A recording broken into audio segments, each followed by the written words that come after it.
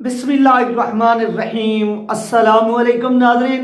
मैं हूँ पाकिस्तान से आपका होस्ट मोहम्मद वकास। जितने भी बहन भाई देख रहे चैनल पर नए तो इसको लाजमी सब्सक्राइब करें, वीडियो को शेयर करें और कमेंट्स भी करें।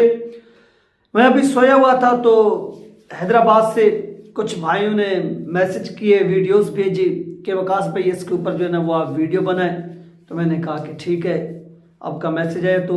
वो वही वीडियो आप जो है ना इस वीडियो के अंदर सुन भी सकेंगे जो मुझे भेजी गई हैं। जिस तरह से जो वहाँ का मकामी डीएसपी था, यानी जो वहाँ के रहने वाला जो उस एरिया के इंतजामात को देखने वाला था जहाँ पर नवाब शाह के अंदर ये तहरीक लबैक पाकिस्तान का कारकुन शहीद हुआ, वो वहाँ पर पहुँचा और उसने वहाँ जाकर जो है ना वो खिताब किया। और इसके साथ साथ नाजरीन, तहरीक लबैक पाकिस्तान की मरकज़ शुरा के जो रुकन हैं जिनका नाम है गौस बगदादी साहब, उन वो भी वहाँ पर ऑलरेडी मौजूद थे। तो सबसे पहले मैं एक बात आपको क्लियर कर दूं कि जस्द खाकी को रखकर जो वहाँ पर धरना दिया गया वो क्यों दिया गया। नंबर वन, जो साथियों ने बताया कि वहाँ पर धरना इसलिए दिया गया कि वहाँ पर हमारे कारकुन यानी फोटूस दरदारी साहब को लगी गोली थी, लेकिन उस गोली को गोली शो कराने के बजाय जो अस्पताल की यानी जो मेडिकल रिपोर्ट बनाई जा रही थी वहाँ पर वो गोली शो नहीं कर रहे थे, बल्कि वहाँ पर वो गोली की बजाय इसको हार्ट अटैक यानी दिल का जो दौरा है वो इस रिपोर्ट के अंदर जो है वो अपनी तरफ से पेश कर रहे थे, लिख रहे थे, तहरीर कर रहे थे सारा कुछ। ये जो MLT जो बनाई गई तो इस पर तहरीक लबैक पाकिस्तान के जो वहाँ की इंतजामिया थी या लोग थे वो डट, उन्होंने कहा कि नहीं, ऐसा नहीं हो सकता कि यहाँ पर हमारे बंदे को सीधी गोली लगी है, आप दबाव के अंदर आकर क्या कर रहे हैं कि हमारे ही कारकुनान को आप इतनी दबाव में ला रहे हैं और आप उनको यानी कारकुनान को दबाव में कि आप धरना ख़त्म कर दें, ये है वो है। हम ये धरना भी नहीं करेंगे और पूरे मुल्क में हम इस धरने को वसी भी कर सकते हैं, यानी पूरे मुल्क में हम कॉल भी दे सकते हैं। और इस पर जब दबाव बढ़ा तो तहरीक लबैक पाकिस्तान ने अपने जो शहीद था उसकी जो डेड बॉडी थी जस्दे खाकी था उसको वहाँ पर रख कर धरना दिया और ये बात इंतजामिया को बता दी कि हम यहाँ से उस वक्त तक नहीं उठेंगे जब तक आप क्या करेंगे, इन मुलजिमों को गिरफ्तार नहीं करेंगे, इन मुजरिमों को, इन कातलों को। और ये मेडिकल रिपोर्ट जो है ये जब तक आप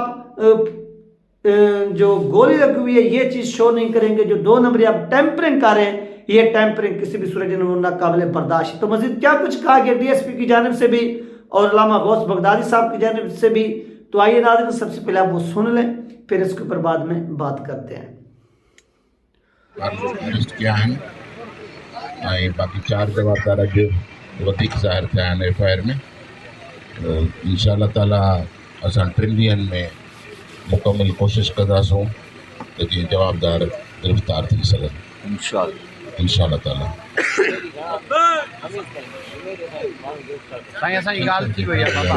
अॼु को राउंड हणी आहे DSP साहब जेको आहे हुनजे घर वियो आहे, घर में जेका शयूं हुयूं ॾिसी आयो आहे, उते पहिरां जो मेहूं बीठियूं आहिनि उहा सुभाणे काहे वेंदा, ट्राली बीठी आहे ट्राली सुभाणे काहे वेंदा, जेको शयूं बीठियूं ॿ जा मज़दूर हुया जंहिंखे पुलिस कस्टडी पंहिंजे कस्टडी वरितो आहे। ऐं इंशाअल्लाह DSP साहब जेको यकीन करा ॾियारियो आहे त 6 ॾींहं ताईं जेका बि जवाबदार आहिनि उहे अरेस्ट करे ॾींदा।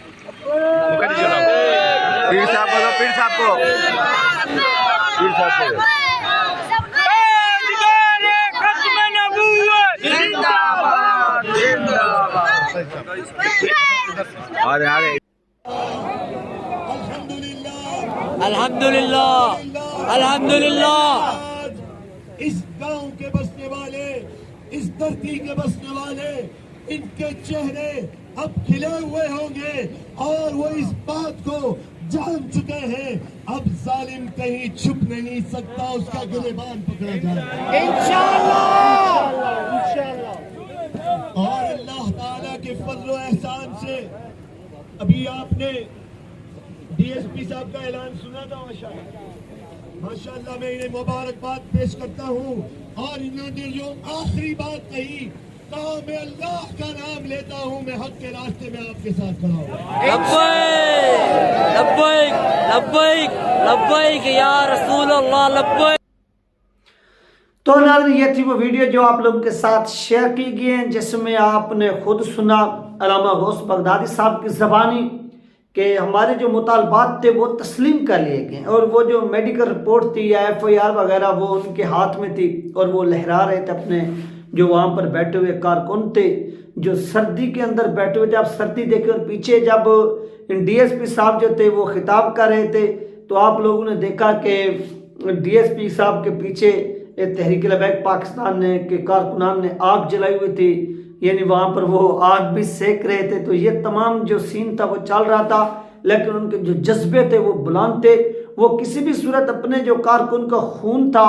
वो रहेगा नहीं जाने देंगे और ये उन्होंने तहिया किया हुआ था कि वो किसी भी सूरत इसके ऊपर कंप्रोमाइज़ करने को तैयार नहीं है, चाहे जो भी हो जाए। तो अब देखिए कि वहाँ पर रुकन शुरा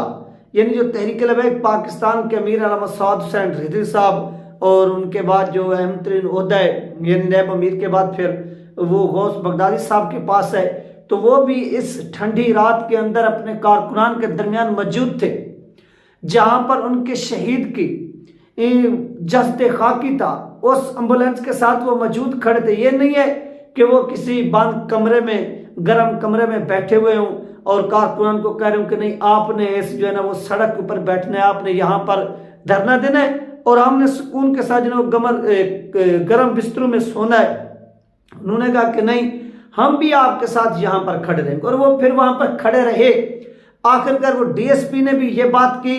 कि मैं इंसाफ करूँगा और इंसाफ करके दिखाऊँगा और मैं आपके साथ खड़ा हूँ और जो कातिल हैं उनको भी हमने गिरफ्तार, यानी हो सकता है कि मैं भी कल ही उनको गिरफ्तार कर लिया, लेकिन उस वक्त लोगों के अंदर काफ़ी इश्तियाल पाया जा रहा था या अभी गिरफ्तार कर लिया जो इससे कुछ देर पहले, तो लोगों को थोड़ा ठंडा करने के लिए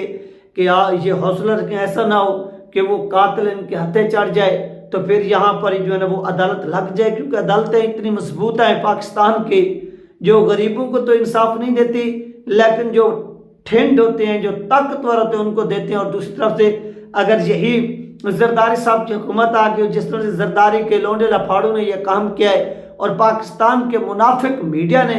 1% भी इसको नहीं दिखाया, तो ये जब इनकी हुकूमत बन जाएगी सिंध के अंदर अभी निगरान हुकूमत और ये मामला भी ठंडा हो जाएगा तो इसी शख्स को इसी कातिल को बाइज्जत जो है वो बरी कर दिया जाएगा। तो इस चीज़ को तहरीक-ए-लबैक पाकिस्तान ने हाईलाइट करना है और पूरी दुनिया को बताने के किसी भी तरह हमें ये जो चीज़ है ये काबिल कबूल नहीं है, ये काबिल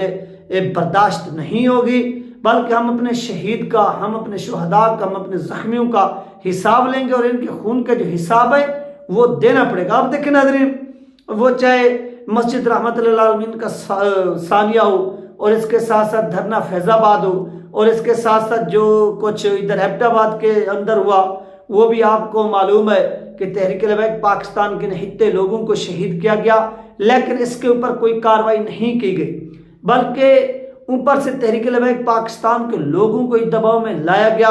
दबाव में लाने की कोशिश की गई, उनके ऊपर दबाव डाला गया, बहुत से लोगों के ऊपर नाजायज FIR भी दर्ज हुई, लोग कैद में रहे। तो ये जो सारा सिलसिला चल रहा था वो आज भी चल रहा है, यानी यहाँ पर इंसाफ नहीं मिलता, बल्कि जो मजलूम होते हैं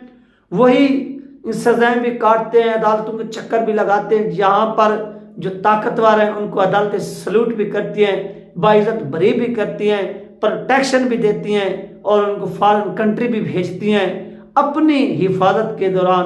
तो ये चीज़ें नाज़रीन जो हो रही हैं पाकिस्तान के अंदर चल रही हैं, तो दुआ है कि अल्लाह पाक ऐसे शहीद की मग़फ़िरत फरमाए और तहरीक-ए-लबैक पाकिस्तान के कारकुनान को मज़ीद जो है वो कामयाबियाँ अता फरमाए। जिस तरह से वो जदोजहद कर रहे, वो इतनी सर्दी में भी अपने कारकुनान के साथ लोग बैठे हुए हैं, सारे कारकुनान तहरीक के साथ और अपने लीडर की एक कॉल का जो है वो इंतज़ार करें। तो ये वो मामलात हैं जो इस वक्त चल रहे हैं और हो रहे हैं। तो इसके ऊपर नाज़रीन जितनी भी क्या किया जाए, तहरीक-ए-लबैक पाकिस्तान के कारकुनान को खराज तहसीन पेश किया जाए वो काम है, क्योंकि वो लोग जदोजहद कर रहे हैं, कुर्बानियाँ दे रहे हैं और इनकी कुर्बानियाँ जो हैं वो किसी भी सूरत रहेगा नहीं जाएंगी। ये बात कन्फर्म है 100%। और